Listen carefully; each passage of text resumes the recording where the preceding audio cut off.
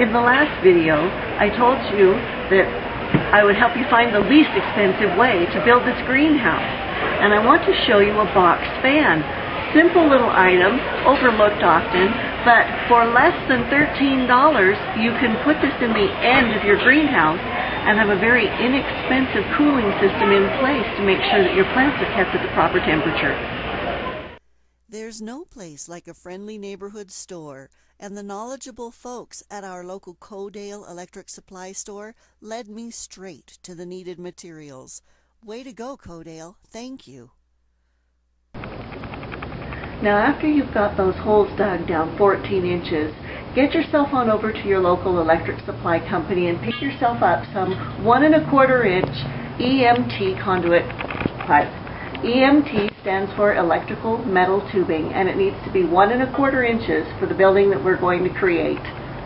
We just went from our electrical supply store where we got the conduit pipe, and now we're at our local Home Depot where we're picking up some cut-off blades for the miter saw. You have to make sure when you pick them up that they are designed to cut metal. Some of them are designed to cut masonry, and that's not what you want. You want the metal cut-off blade. And put it in your miter saw so that you can cut your conduit pipe into 14-inch lengths. We're still in our Home Depot. This is where I got some Portland cement. Now you have to mix different kinds of aggregate into Portland cement to get what you want, whether a premium concrete or a stucco or a mortar.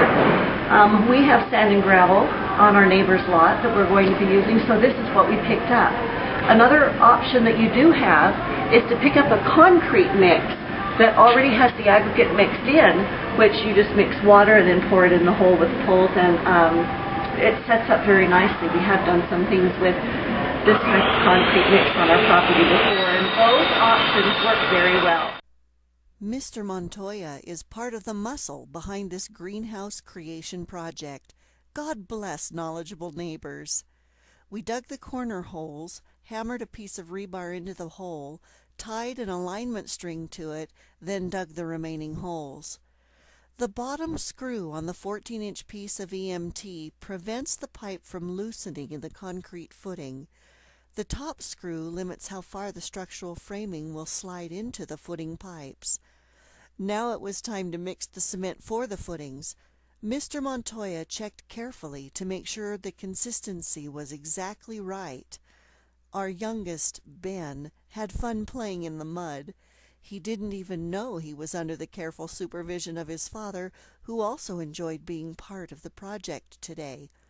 Once the cement was in place, the footing pipes were inserted, centered on and level with the guide strings. Ben had a lot of fun playing with that stick in the mud and learning how to make sure his piece of pipe was just right.